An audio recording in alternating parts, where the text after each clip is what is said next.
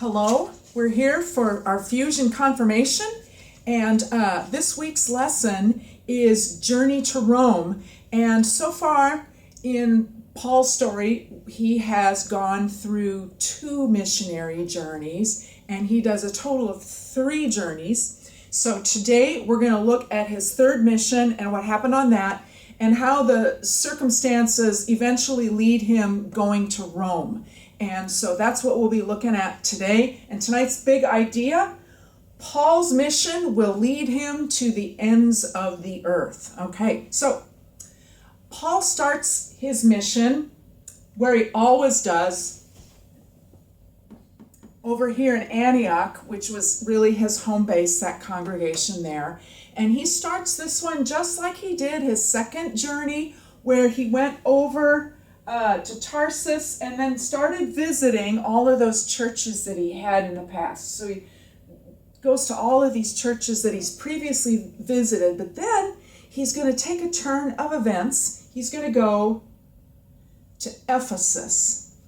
And he gets to Ephesus, and he stays there for 2 years. So you might remember he had stayed in Corinth for about 1.5 years, and now he's staying in Ephesus for 2 years. And I was thinking about this, and it's almost like what he's doing there is he is creating a mission center where he's working with this group of people, and it's almost like a seminary where he's equipping these leaders then, and they're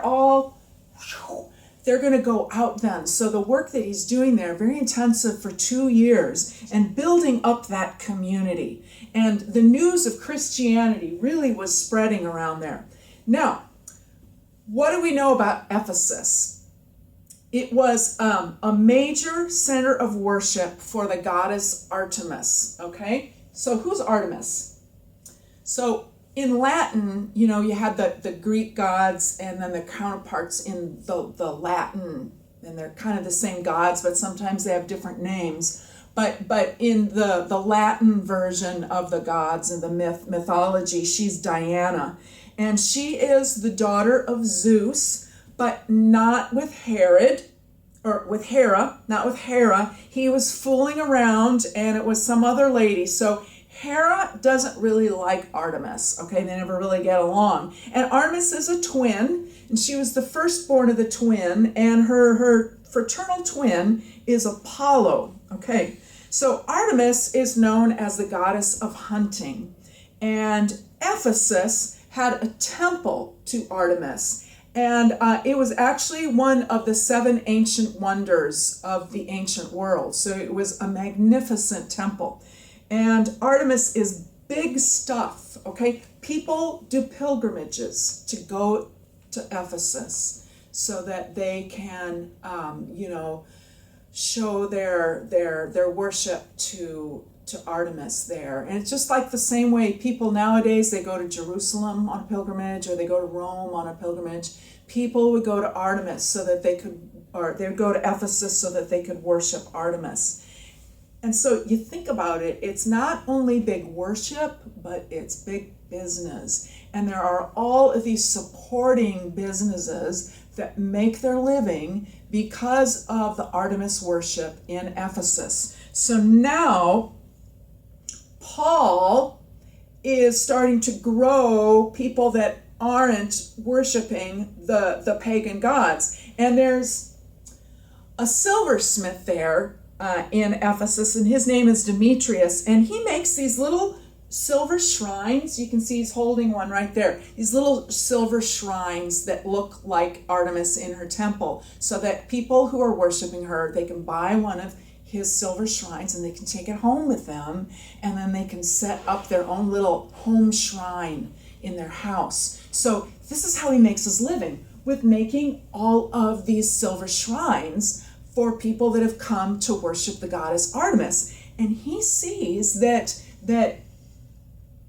right here in the background, you can see Paul preaching, okay? And so he's like getting worried, and he says, this Paul guy And these Christians are going to detract people in their devotion to Artemis, and it's going to cut into our bottom line here. And if this is allowed to go on and keep going like this, it will detract from the worship of Artemis in her great temple. He riles people up, and a riot ensues. And the people in Ephesus, they all start chanting together, "Great is Artemis of the Ephesians! Great is Artemis of the Ephesians! Great is Artemis of the Ephesians!" And they keep this up, just whipping into a frenzy for like an hour. And then some of Paul's traveling companions are said, "There they are! Get them!" And they round them up, and they're about to do bodily harm to him when someone then gets up and speaks reason to the crowd and calms them down. So at this point, Paul kind of needs to leave. And so he leaves Ephesus, and he goes on. You'll remember in his second journey, he got to Troas, and then he went across to Europe. And this is the region of Macedonia. And so he visits the churches in Philippi and Thessalonica. And basically he's revisiting all of the churches that he saw on that second journey. He comes down, he goes to Athens, and he comes across to Corinth. And then it's time for him to leave. And his plan from here is he's going to sail down to Jerusalem. But he gets word that there are some people who have vowed to kill Paul. And so what he does is he backtracks. And he goes all the way back up to here, and then he takes a ship, and he's just outside on this island of Miletus. And there you can see it close up. You can see how close Miletus is to Ephesus. And he doesn't want to go to Ephesus because he knows if he goes there, he won't get away, and he really wants to go to Jerusalem. So what he does is he sends for the leadership in the church in Ephesus, and they come to see him there.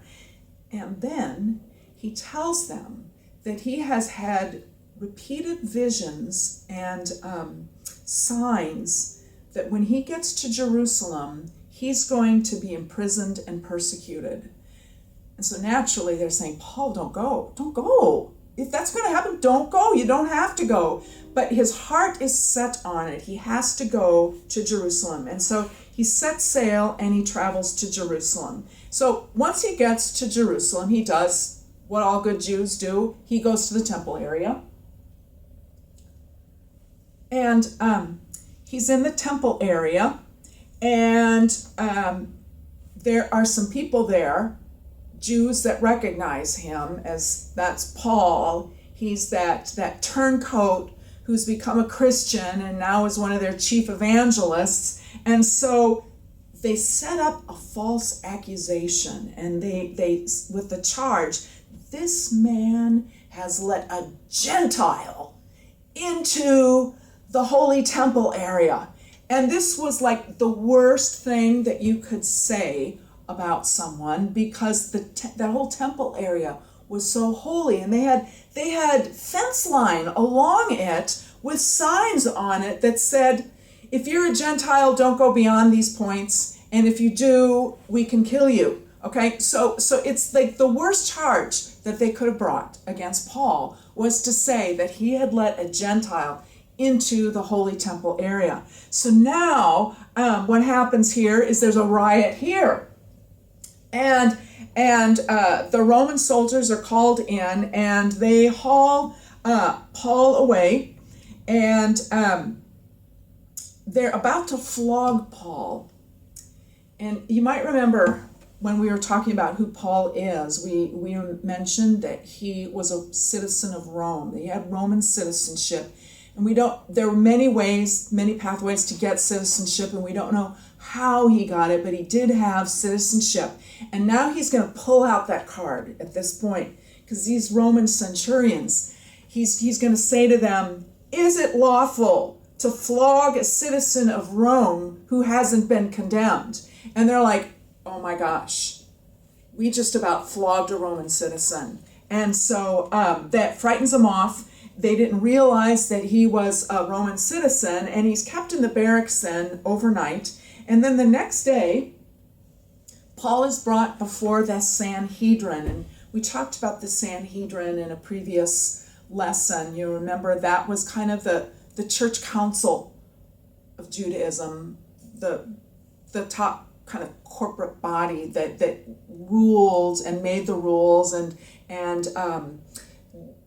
did courts to decide what should be done about things. And they were comprised, you might remember, of the Sadducees. And the Sadducees were the priestly class. They were priests. And the Pharisees, who were lay people, very ardent believers who were lay people. And the critical difference between these is that the Sadducees did not believe in a resurrection of the dead. They thought when you died, that's it. But the Pharisees believed that there was a resurrection in an afterlife. Okay, and Paul considered himself a Pharisee, and of course with his belief in Jesus, he believes in a resurrection. And so Paul is there before the Sanhedrin, and he can check them out, and he can say, well, you know what? There are some Sadducees here, and there are some Pharisees here. And so he says, brothers, I am a Pharisee, I am the son of Pharisees, and I'm on trial today because of the hope of the resurrection of the dead. Okay, well, this totally sets it off then. And the Sadducees are like pulling their hair out, and the Pharisees are trying to say, no, we believe in the resurrection.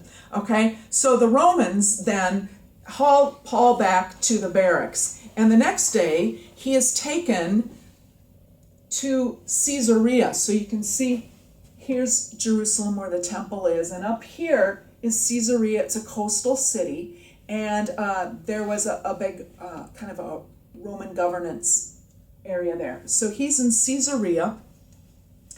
And they put him in captivity to keep him safe. And he is in the jail there for 2 years. Okay? And finally, his day in court arrives, and a contingency of Jews come down from Jerusalem because they want to be there for Paul's trial. Now, the Roman governor there, his name is Felix, and he kind of wants to chum up with the Jews in Jerusalem to stay on their good side, and he senses that they want Paul's blood. And so he wants to kind of be friendly with them, and he says, well, Paul, he says, these charges against you are in Jerusalem. Do you want to go back to Jerusalem and make your defense there? Okay. And Paul absolutely does not want to do that because he knows that if he goes back to Jerusalem, he'll wind up dead. And so Paul says, no, I don't want to go to Jerusalem. There's absolutely nothing to their charges there. And he's going to pull his Roman citizenship card again. And as a Roman citizen, no one can turn me over to them. And then he says, oh, I appeal to the emperor, okay? So this is like a game over thing. Now there's only one way that this can go, is Paul, as a Roman citizen, has a right to make his day in court in Rome. So now he gets away from the angry crowds in Jerusalem, and he's sent on a ship then, on his way, making passage to eventually to Rome, and he makes his way to the island of Crete. And here you can kind of see how they went. They follow along here, along the coastline, and then between Turkey and the island of Cyprus. And they end up here on the island of Crete in this town called Fair Havens. And doesn't that sound nice? I mean, golly, I'd like to stay in Fair Havens, but the name wasn't really commensurate with the town or the harbor. It really wasn't all that terrific of a place. And there was a much better place if you had to winter over on this side of the island. And what you have to realize is the time of the year here. And I was thinking about the song "The Wreck" of the Edmund Fitzgerald. Superior, it said, never gives up its dead when the gales of November come early. And so they're getting at the tail end of the the shipping season, okay? So they've made it with some difficulty to Fair Havens, and Paul says to the people on the ship, he says, fellas, if we go any further, it's not going to be good. I'm telling you, do not go any farther. But like I said, Fair Havens wasn't a great place, and just on the other side of the island is this much better place. And so the captain and the soldiers, they all decide, if we get a little bit of good weather, we're going to go for it. So that's what happens. They get some good weather and they make a run for it. But no sooner do they start making their way than these clouds come in, and there's a huge storm that descends on them, and it's no little storm. It's like a hurricane, okay? And it's a ravaging storm. They have to throw all of the cargo overboard to try to lighten the load and bring the ship up. And by day 3, it's so bad that they throw even the ship's tackle overboard, and they lose all hope of surviving in the storm. And then Paul announces that he's had a vision. And his vision tells them that they're all going to survive. No one is going to lose their life, but they're going to have to run aground on an island. So in total, the storm goes on for 14 days, 2 whole weeks. And finally, they start doing soundings to figure out how far the water is underneath them. And they can tell that they're getting closer to shore. And they run the ship towards the shore to get as close as possible, but they run out on a reef, okay? The ship gets wrecked and they all swim into shore. And where they've landed is the island of Malta, okay? They end up on this tiny little island made famous by the Humphrey Bogart movie, The Maltese Falcon, okay? So anyway, then they winter there in Malta, and then when the spring weather comes, then they set sail for Italy. They make their way up the coastline, and when they make their way towards Rome, and there are already Christian communities in Rome, and the people there realize, oh my gosh, this is Paul coming, and they all run out to embrace him and welcome him. And Paul at last makes it to Rome, and when he's there, he's allowed to live relatively free under what they called house arrest. So he was given a place where he sheltered, and then he would have a Roman soldier that kind of watched over him. So then he basically wasn't in a prison, but he was contained in a house. But while he was there, he was able to meet freely with whomever he wanted to meet and share the gospel with them and write letters to people and whatever else. So now Paul has made it to Rome, and you'll remember when we started looking at the book of Acts that Jesus gave his disciples instructions before his accession. And he said to them, you are to stay in Jerusalem until you receive the power of the Holy Spirit, and then you will be my witnesses, he said, in Jerusalem, to Judea and Samaria, and to the ends of the earth. And so, to the ends of the earth. So as the book of Acts wraps up now, it's like that has happened. Okay, they've been witnesses in Jerusalem, in Judea and Samaria, and Paul making it to Rome, which is the center of the whole Roman Empire, is essentially like he has made it to the ends of the earth. And so that first verse that Jesus said at the beginning of the book of Acts has now found its completion by the end of the book of Acts. And tonight's big idea is Paul's mission will lead him to the ends of the earth. Okay, now, before we finish here, I just wanted to talk about what happens to Paul. He makes it to Rome. What happens after that? And there's a couple of different theories on it. Most likely, Paul was executed in Rome, but there are some early Christian writings that say Paul would travel, he would be released, and he would go on and travel as far as Spain. but most likely Paul was executed in Rome. There are other early writings that indicated that he was beheaded under the Emperor Nero. And if you go to Rome today, it's said that he is buried here in this church in Rome, and it's aptly named St. Paul outside the walls, because it was believed that when Paul was buried, he was buried outside the walls of Rome. And so you see that here. And just a couple blocks from there are the walls, the ancient walls. So it's very aptly named. So that's our lesson. And now it's time for fun quiz review. And I need 6 contestants tonight. So, I'm seeing some hands out there. Ethan, come on up. Bryn Giroux, come on up. Kaylee Bates, come on up, girl. Landon, Evan, thank you for volunteering, and Megan. All right, here we go. First question. This is Ethan. Which Greek goddess had a temple built in her honor in Ephesus? A, Aphrodite, B, Artemis, or C, Athena? B, Artemis. Correct answer. All right, now we get Bryn. How many mission trips did Paul make? A, 1 trip, B, 2 trips, or C, 3 trips? It was 3. All right. You got a correct answer there. All right, now let's go on to Kaylee.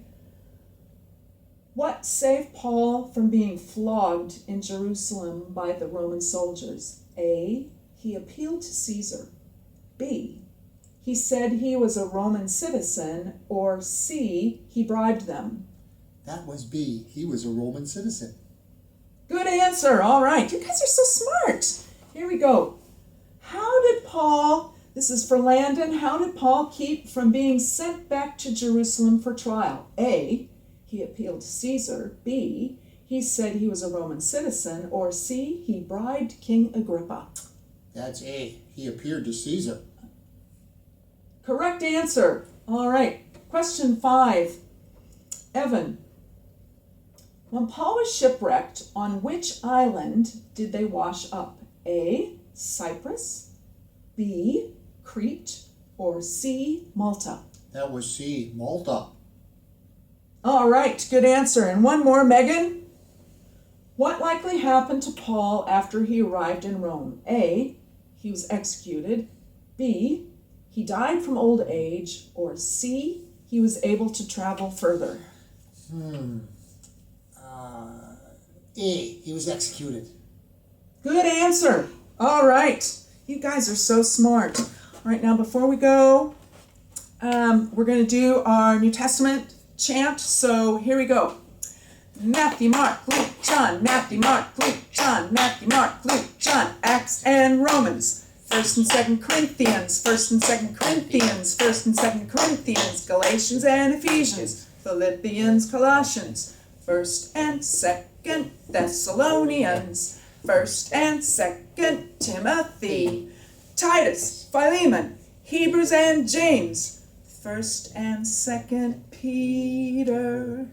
1st and 2nd and 3rd John. Jude and Revelation.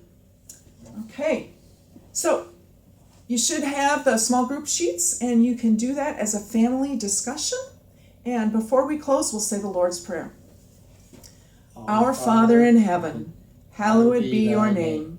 Your kingdom come, your will be done, on earth as in heaven. Give us today our daily bread, and forgive us our sins, as we forgive those who sin against us. Save us from the time of trial, but deliver us from evil. For the kingdom, the power, and the glory are yours, now and forever. Amen. All right.